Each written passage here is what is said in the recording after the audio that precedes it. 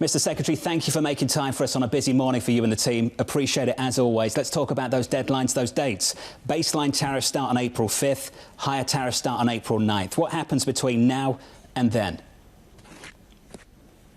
Well, we are talking to all the trade ministers, but nothing really happens between now and then. What CEOs are thinking about is finally, let's think about building in America. You've got almost $5 trillion of commitments coming to America to build their factories. That number's only going to grow as people realize it's time to bring manufacturing home to America, where the greatest economy and the greatest market in the world is. It's time for America to stop taking care of every other economy in the world and building them up. Let's build the American economy up. Let's build American GDP, and you're going to see great growth from America. Mr. Secretary, as you know, capitals around the world watching this program right now want to understand what they can do between now and then to avoid those tariffs. What do they need to do? Have you communicated any metrics to them whatsoever? Well, we've been talking to the trade ministers of the major trading partners for more than a month, and we've been talking to them. And so you have to understand, and this is what's difficult for your audience to understand, that tariffs are easy to understand, right? We have a 2.5% tariff on autos, and Europe has a 10% tariff, and other people have a 20% or 15% tariff. And that's sort of easy, so they can all come down. But it's the non-tariff trade barriers that are the difference. Some countries have a VAT, and they take that VAT tax of 20% and they use it to subsidize the production of their domestic industries. That's why we can't sell cars there, because they give a rebate. Either they give it directly. One country told me yesterday that they give it directly to their car manufacturer to make their cars cheaper. That's why they sell successfully and we don't. Others take the money and use it and give cheap energy costs to this production, and that's why the steel industry, why is everybody else so good at steel and we're not? It's because their governments subsidize it. So we really need to change the way trade works around the world. It's tariffs, but don't get confused that these non-tariff trade barriers, they are the monster that needs to be slayed. You've been consistent about this argument: subsidized production, manipulated currencies, foreign trade barriers, something the president addressed just last night. Can we just sit on the numbers just for a moment? The EU, 20%, 24% on Japan, 34% on China. Just what exactly was the methodology to go through all those different barriers to entry that you want to knock down? How did you come up with these numbers? Well, the Council of Economic Advisors, you know, the PhD economists of the administration, coupled with USTR, the United States Trade Representative, they publish a book called Trade Barriers, about this thick, right? And they've been analyzing for decades all of these different tools that these other economies use to hurt America, right? They won't take our corn in India. They won't take our beef almost anywhere. It's unbelievable. They won't take our agricultural products. They just treat us badly because we've allowed them to treat us badly. And when you finally go back at them and say, this has got to end, it's going to be tough for them because they've built their whole social network, their whole economies on basically exploiting America. And Donald Trump has said, it's time for America to change that.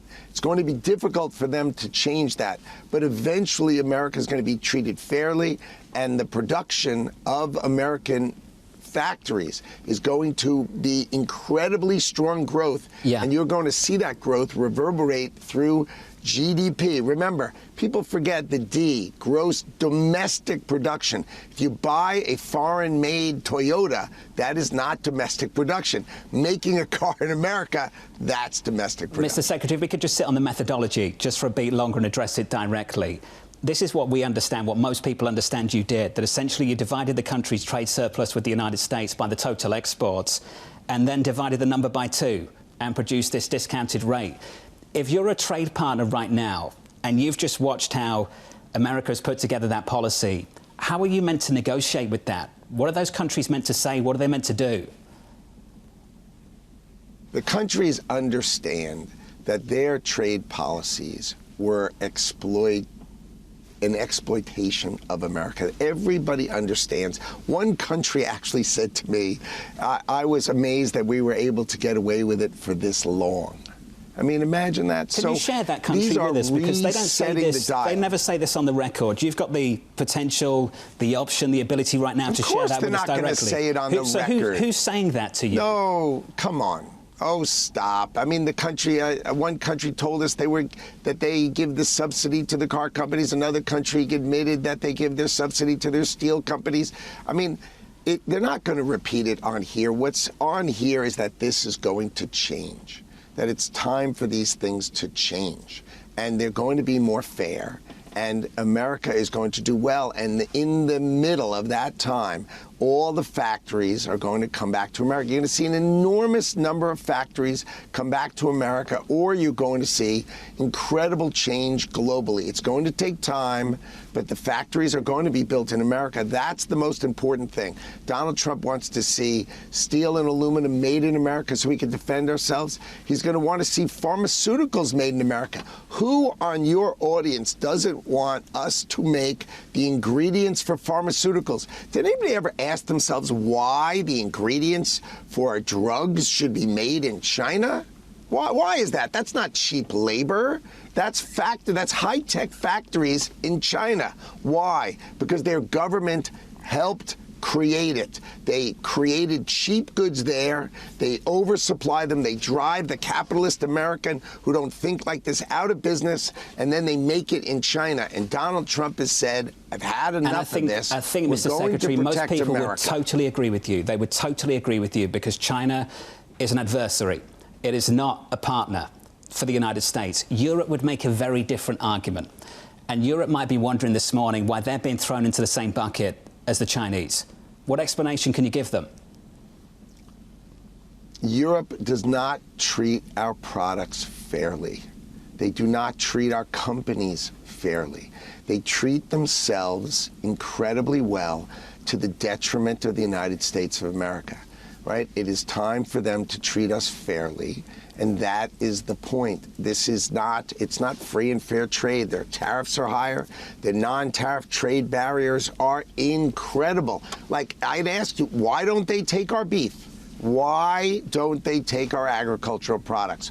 Why? Because they don't want them, because they want to make the money themselves. Why is it okay for every other country to feel this way, and it's not okay for America? I tell you why. Because we were the world's piggy bank, and Donald Trump has said our $36 trillion deficit, our $1.2 trillion trade deficit, $1.2 trillion. We buy other people's things more than we sell them ours. Has got to be rebalanced. It's a national emergency. Let's fix America, and we can.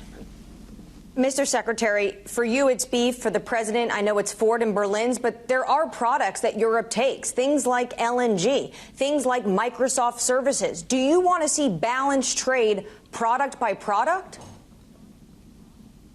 No. It's not product by product. It's a big macro issue, okay?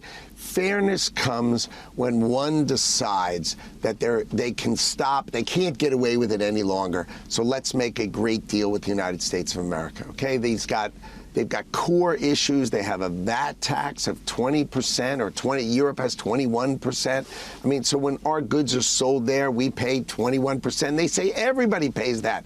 And then they use that money to beat us down in other ways. I mean, come on. We need to have fair trade macro, not product by product. But I think that the way Donald Trump looks at it is country by country. And what's going to happen is you're going to see domestic production grow. You're going to see interest rates come down in America. You're going to see growth in America, great jobs in America. Robotics is going to come to America. It's going to replace cheap labor overseas. Robots can make things. And you know what the job is? There's going to be mechanics who fix robots, kind of like a high-end BMW. Robots are going to need to be fixed, and those jobs are going to be high-paying jobs, and they're going to be here. We're tired of them being overseas. For some countries, there's the 10% base, and that's the only levy that they were hit with yesterday. I'm thinking of the United Kingdom. I'm thinking of Australia. But those countries have a trade surplus with the United States. So why put the tariff on? Well, I think the president understands that all of these countries, even if they have a trade surplus, if you dig into it, like, for instance, the UK, their trade surplus counts that they have this London Metals Exchange, and so gold and silver bullion going in counts. I mean, come on, that doesn't really count. So, and Australia, which is a wonderful partner of ours, they buy a lot of our planes, right? And if you buy our commodity gas, I mean, that's really what you need, not really what we need to sell you. It's not the same.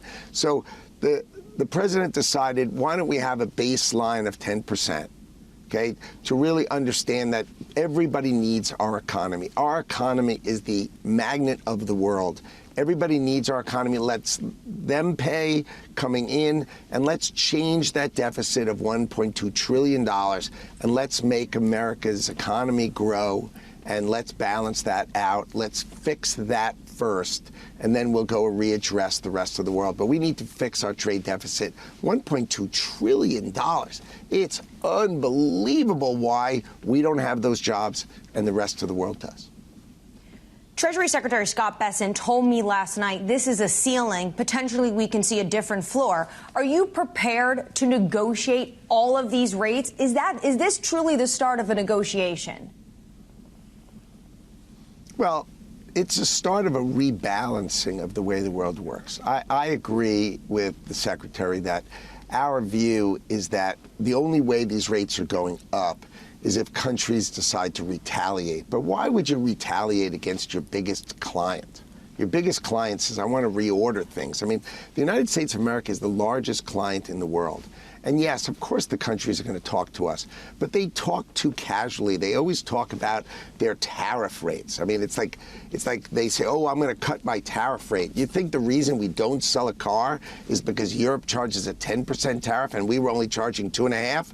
That was outrageous. But the key is they have all these rules. Like one of my favorites is the Koreans. When we made a deal with them in 2012, we took their cars, right? Kia and Hyundai, and we were going to sell agricultural products to them, right? And when McDonald's went to send in French fries, they wouldn't let them go in because we couldn't prove the origin of the potato.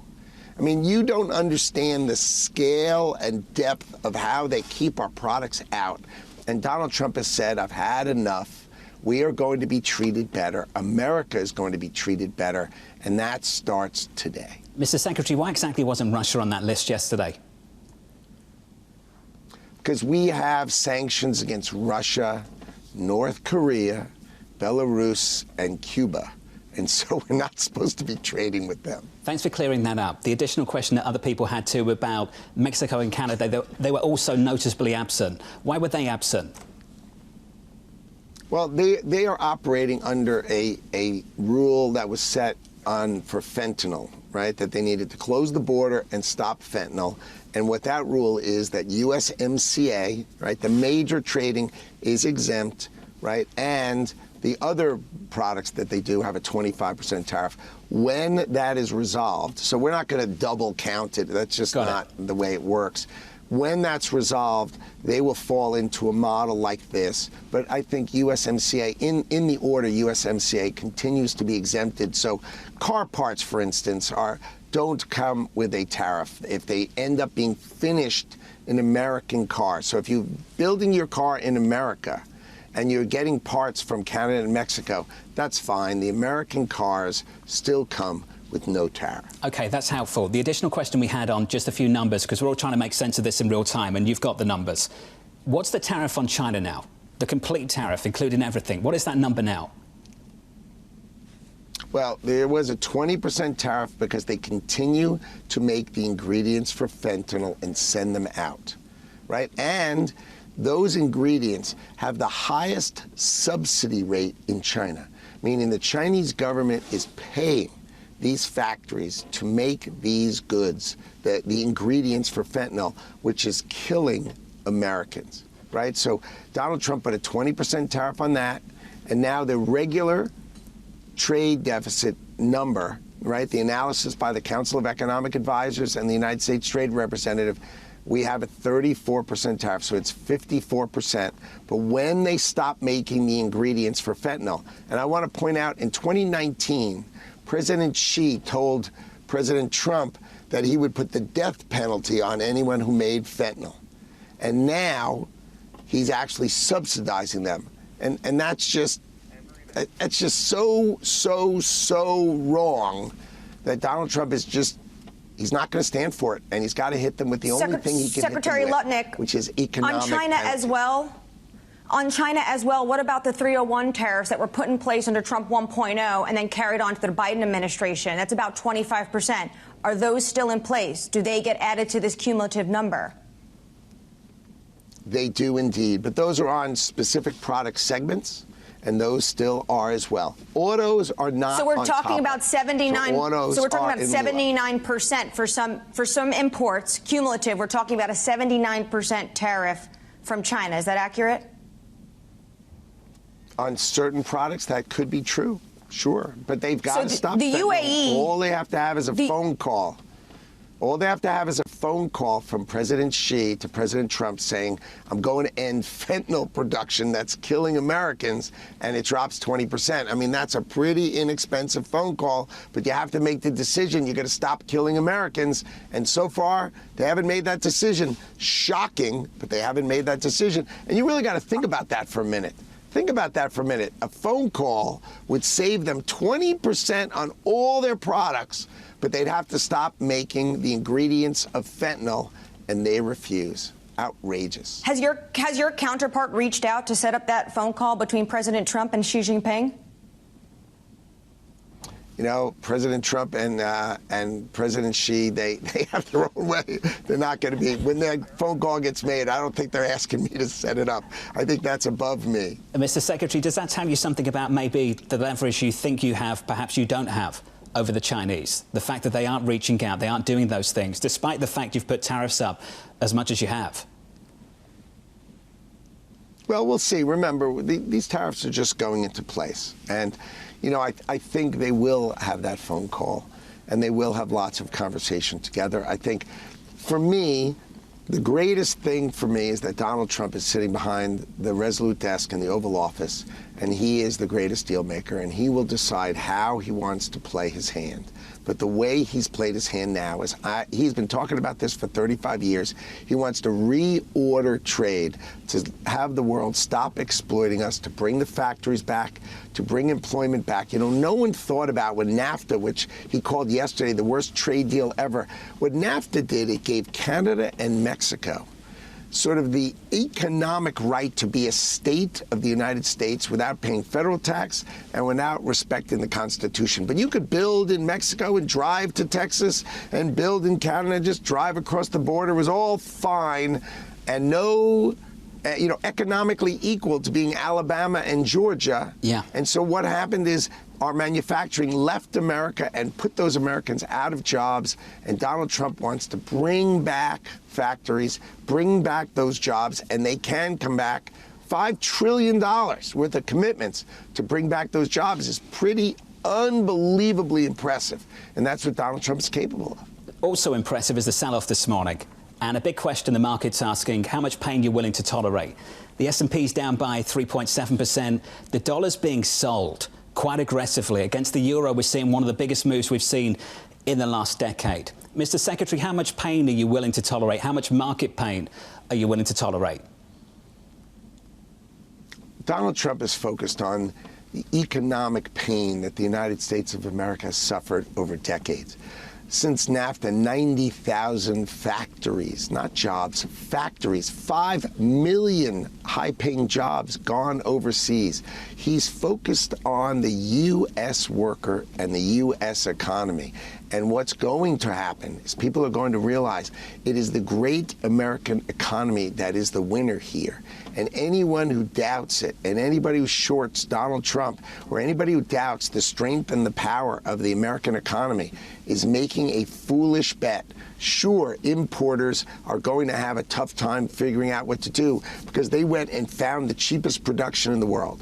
It's time to bring that production home, to have the smart, amazing people who run American companies figure it out, bring robotics back to America. And I would say that United States domestic growth is going to have the greatest resurgence ever under Donald Trump, and that's what he has set in motion yesterday. You'll accept it takes time to engineer a supply-side response, though, sir.